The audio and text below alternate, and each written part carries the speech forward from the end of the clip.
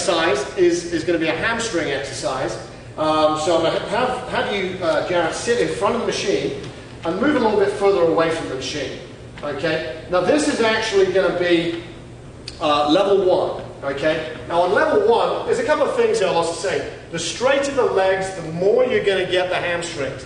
But in your day-to-day lives and even sporting activities, typically you're using the hamstrings with a slight bend in the knee. So it's our recommendation to always leave your knees slightly bent. Okay? Now there's also a couple of things you can do with the feet position here. You essentially want downward pressure. If ever you see the machine sliding forwards, you can also put the machine up against a wall so it's not sliding forwards. But the better you get at this, it's a good thing to try and do it where it's not up against the wall so you know you're doing the form correctly and the force is very much downward. Okay, now, you will find, if you can, you have your heels in this position with your toes kind of coming back towards your shin. Muscles too. Yeah.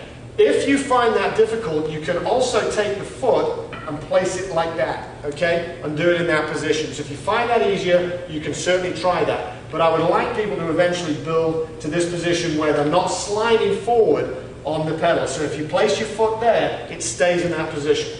So I think an easy way for them to remember that, to not let it slide down, is if when you're applying that pressure and I'm pushing, the foot that's coming up, I still need to be pressing down, right? That's right. Feel the pressure even on the upstroke. And that's a great point. Then that way they won't be sliding down. Okay, so if you feel yourself sliding down, stop. Change your form, get it right, and then we can go again. So go ahead and lie back then, Jared.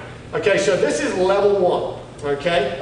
Also, am I sucking my stomach in? You bet. Well, in fact, on this one, you almost don't need to. I guarantee you will not be able to move these pedals unless you suck that stomach in. That is the first thing you feel with this. You feeling that? Let's see. Yeah, I mean, some people may get away with that. We will still want them to think about that. Well, go ahead and do that. But my experience has been, in order for you to drive that force downward, once you especially start to try and drive quickly, it's kind of an automatic engagement of that core region. Yeah, you can really suck your stomach in good. It means you get good, strong core muscles. All right. So, Darren wants you to pull that belly button in. We're going to do that again. You'll feel that contraction. This is level 1, okay? And you're going to again try and do it for 60 seconds. Level 1, the hips are on the ground. Level 2, it's going to put more stress in this core region. I'm going to ask Jared to take his hips up off the ground. All right? Real quick, I wanted to remind him that, you're not going to be able to go really fast with this. Right. So don't think that it's too hard. You just got to keep on pressing. Yeah, and make sure all of the core 4 training is done on the light resistance, okay? Because you're not going to be able to move this on the heavy resistance. And actually, that brings up a great point, Jared. What you'll find on this particular exercise when you first start off, your speed, even though, as Jared said, isn't particularly quickly, it's going to be dramatically faster at the beginning than at the end of 60 seconds, if you last 60 seconds. So you'll slow down a lot with this. So don't think there's anything wrong there. That's quite normal. Okay, so I'll do level 2 here. Okay, so hips are off the ground. How high do we want to lift our hips? As high as you can go. Woo! Okay, that's good. Burn. That's good. Now again, once you're starting to get fatigued, you can let, if you're doing a level 2, you can let the hips drop down to the ground and continue as long as you can at a level 1 until you're fatigued or last the full 60 seconds. Okay? Now the third level, what you want to do is actually come and sit as close to the machine as you can. Okay? As close as you can and comfortably still be able to put the heels right on the end of the pedals. Okay? So go ahead in that position there.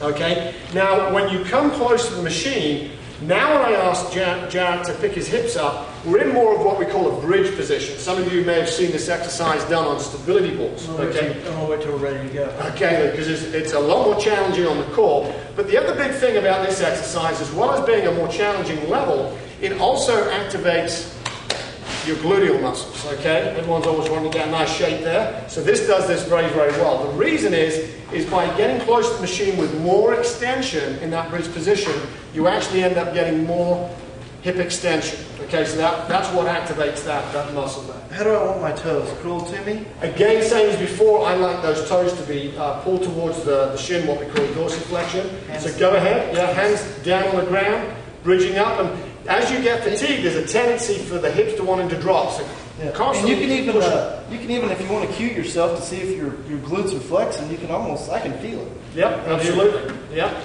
So you want to constantly think, keep the hips up, I know when you're training, I'm training, I'm always like, come on, I'm pulling you up, so keep those hips up. Again, go as far as you can with a level 3. If indeed that becomes too challenging, you can take a pause, sit back a little bit, put the feet back on, pick the hips up, go to a level 2, and then again, if you need to, go to a level 1 to fatigue, or if you last the 60 seconds. And we're just 1 minute on this. 1 minute always. Okay? So that's exercise number 3. We've got one more to go.